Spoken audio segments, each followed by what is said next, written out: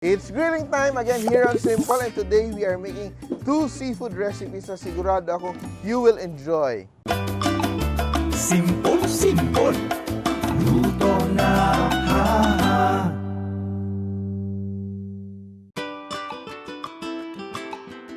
These recipes are part of the Simpol Cookbook series where we try to make cooking as simple as ABC. And today, hindi lang tayo ang mabubusog, kundi yung lulutuin natin, pinabusog din natin sa mga palaman, mga ricados na magpapasarap sa kanya.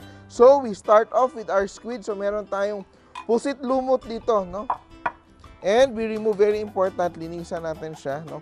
Remove everything from inside. And meron tayong, ito, look at that, no? May spine siya, no? At the back, ito.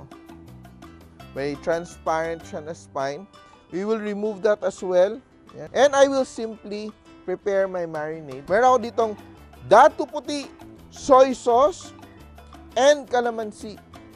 You can also use our UFC sinigang powder as an alternative to calamansi. What we will do, we'll just pour and pour our marinade, yan, to our pusit, yan. Quick marinade lang siya. And gagawin na natin yung ating palaman. So, meron tayong ginger, luya, no? Minced ginger. Minced onions. Yan. Magtira tayo ng konti para sa ating sausawan. Minced tomatoes, diced tomatoes here. Magtira din tayo para sa ating sausawan. And leeks. We'll have to season with salt, of course. Kalimutan ko yung mag-salt. Salt, just season our palaman with salt and pepper. And we stuff our pusit. Yan, the cavity of our pusit. Yan, bubusugin talaga natin ng todo yung ating pusit. And we put back the head, look at that, no? And we secure the head, no? The tentacles with a barbecue stick. And ano nangyayari when we grill squid? Usually, di ba, itong body niya, medyo matagal siya maluto kasi medyo makapal siya. And always, nasusunog yung ating tentacles, no? Nasusunog siya kasi maninipis siya.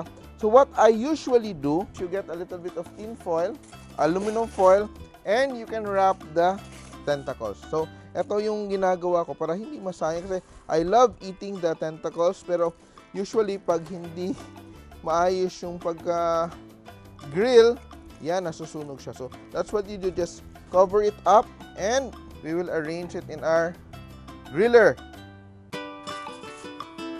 So, we just brush our squid with a little oil.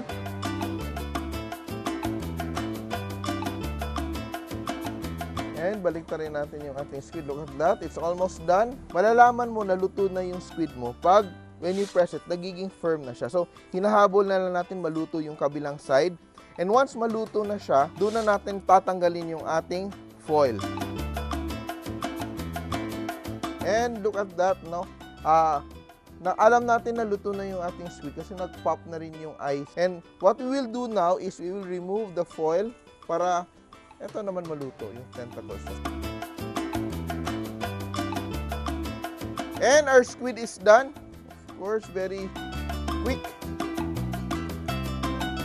Yan. Ating squid. And in the meantime, gagawa tayo ng ating sausawan. Di ba? May natira tayong mga ricados. And we have our onions, our tomatoes, our leeks. Then, dadagdagan ko lang siya ng siling labuyo. Yan. Mas masarap. Yan. And combination of Datu puti, suka and toyo. That's masarap, of course. And calamansi. Yan. Very quick sausawan to this recipe. So what you will do is you just score the squid. Beautiful, no? And that's done ang ating binusog na pusit, no? Inihaw na pusit. However you want to call it.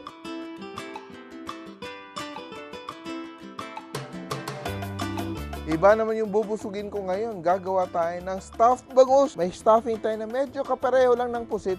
And what we will do, we will just combine all of this. We have our ginger, luya, of course, and minced onions, tomatoes. We season that with salt and pepper.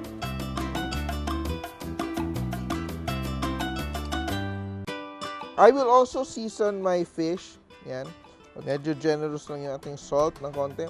Also the other side, I will add a sprinkling of sinigang powder, UFC sinigang mix, and I will stuff. And I'm going to wrap it now. So I have a piece of banana leaf. Initin ko lang dito sa aking uling just to make it tender. And meron din akong foil. I will just prepare my wrap. Halos it's grilled, but what will happen? It will steam inside. Ayan. And I put my bangus over.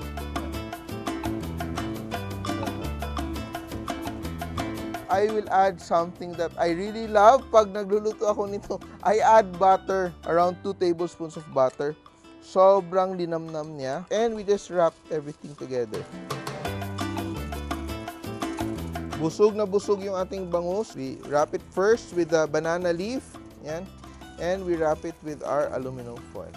Immediately, just put it on the grill and wait for it to cook. So ito siya mga 25 to 30 minutes. And it's going to be so delicious. So yung kailangan natin gawin ngayon ay antayin lang natin siya maluto. So around 12 to 15 minutes per side. And it's been cooking for close to 10 minutes. Babaliktarin ko siya. Ayan. So very important, we will not only grill the 2 sides, but after grilling both sides, we will let our bangus, stand on its belly para maluto yung ating bangus belly kasi yun ang pinakamasarap na part ng ating bangus. Kaya eto na yung ating 2 recipes for today. Binusog or stuffed squid, and of course, binusog or stuffed bangus.